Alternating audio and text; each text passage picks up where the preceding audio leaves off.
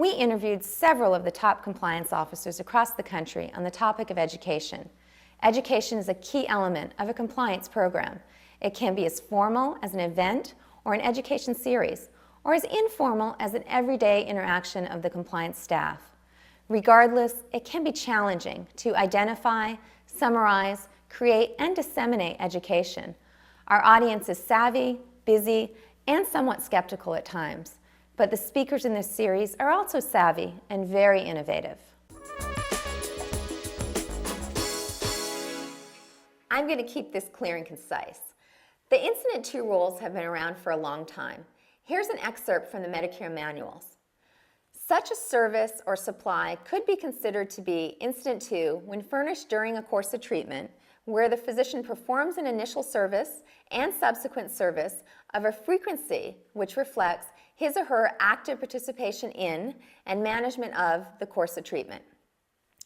This could be summarized to state, when billing incident to, the physician should participate in the management of the course of treatment after the initial service.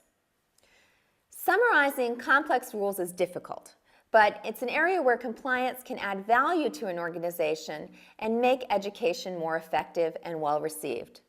Here's what our speakers had to say.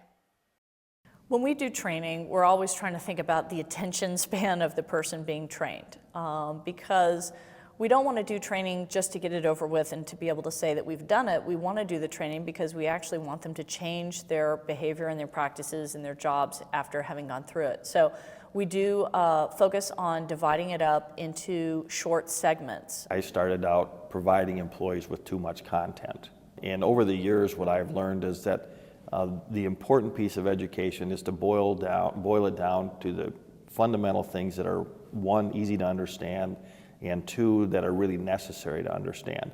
If you make the message simple, you make it meaningful, you make it something they can understand and apply when they're walking down the hall, in their everyday interaction, then that makes compliance a part of the fiber and fabric of your organization. We found that the more you put on a piece of paper, the less somebody will read.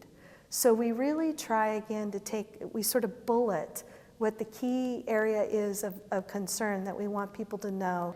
Providing what people need, but not more than what they need. Helping them to understand this is something that they need to know, that it benefits them, and boiling it down to real terms they can understand, not just sending them some regulatory statute or something like that.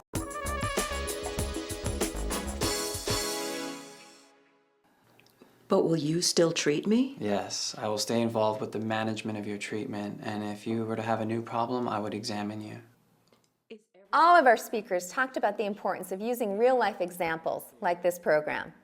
Both clinicians and administrators want to know how to incorporate what they learn into their practice or their jobs. It's even better if you can find a way to make the education relevant to improving patient care or the patient experience. Now, here are the thoughts of some of our speakers. The Stark laws are extraordinarily complicated. You can't find any two lawyers that agree on them, but really, I don't expect management in the organization, and I don't expect my employees in the organization to know the Stark law all that well, to know the details of the Stark rules. My goal is simply to help them recognize that when I'm dealing or working in the context of a physician relationship, I need to ask myself, are there Stark implications?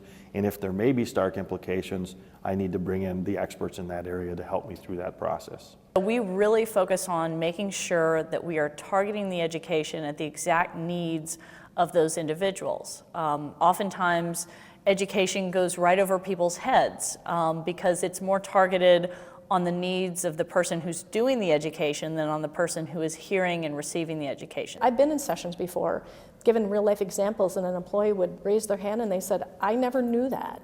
I see that all the time. And I didn't understand that that was a problem. And I just go, gosh, you know, this is amazing that the impact that we can have on ensuring that employees are educated. You know, it just brings me great passion, and I get excited about it. One of the things that we found makes our education more effective is being able to have different scenarios developed that are as applicable to our different population or our different employee base.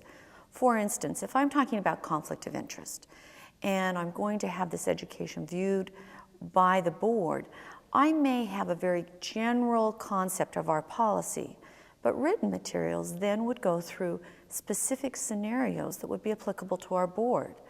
Our supply chain organization then would have a different scenario because it's very different on how their relationships are with vendors. You constantly look for ways to evolve, and you constantly look for ways to get better and put your message out there in a very meaningful way, a way that a nurse or a CNA at the facility can get that education and understand what you're trying to convey to them. In fact, we use quite a bit the HCCA web conferences. So what we've done is we've taken snippets of the audio conferences and turned them into sort of patient scenarios.